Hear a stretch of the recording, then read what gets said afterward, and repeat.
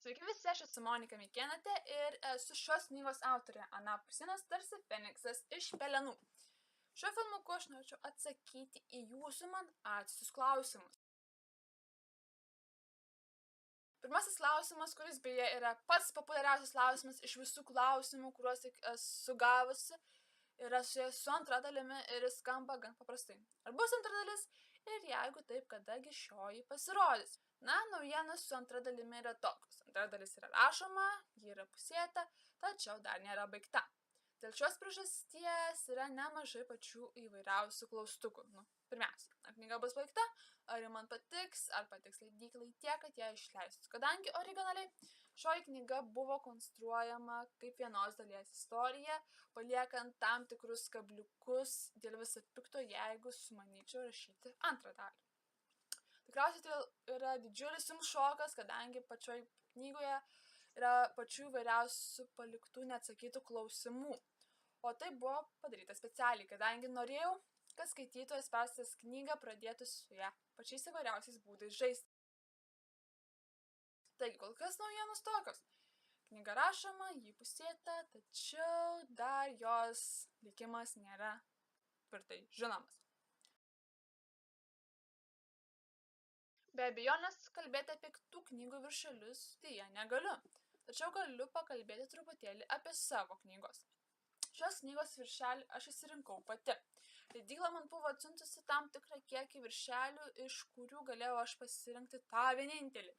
Ir šis viršelis, kurį dabar matote ant knygos, buvo tas vienintelis. Taigi šiuo atveju knygos viršelį įsirinko pati autorė. Judam toliau, kitas klausimas, bet taip, kokios knygos mane įkvėpia?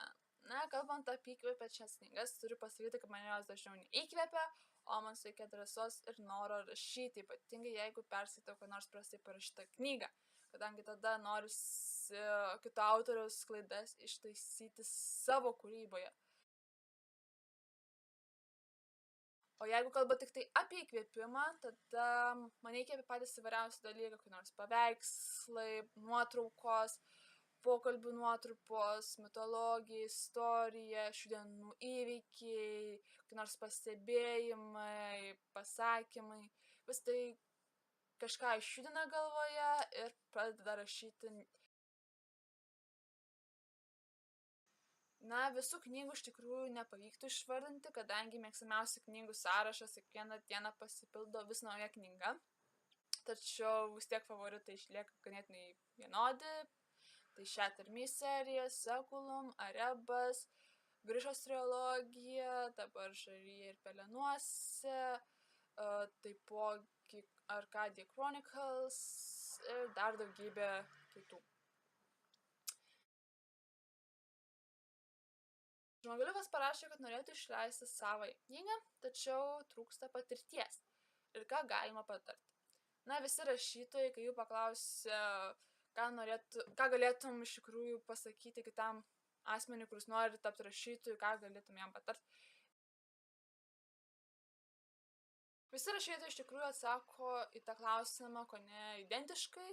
Pirmiausia, kad tai nesustok rašyti, vėliau skaityk daug, rašyk daug, kadangi rašymas yra sunkus procesas, jį reikia dėti nemažai jėgų, pastangų ir praleisti nemažai, taipogi laiko prie kompiuterio ar popieriaus lapo.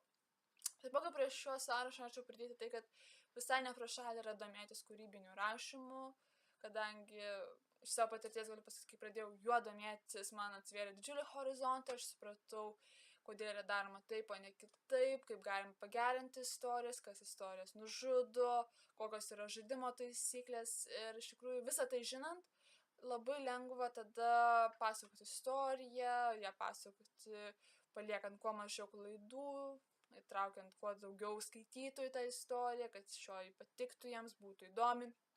Todėl iš tikrųjų siūlau susirasti, perskaityti visas knygas, kurias mes tik turime jau lietuvių kalba parašytas, išverstas, o jų iš tikrųjų palyginus, nors jų nėra labai daug, tačiau jų vis dėlto yra. Ir vieną iš jų netgi aš turiu po ranka, tai būtų apie rašymą.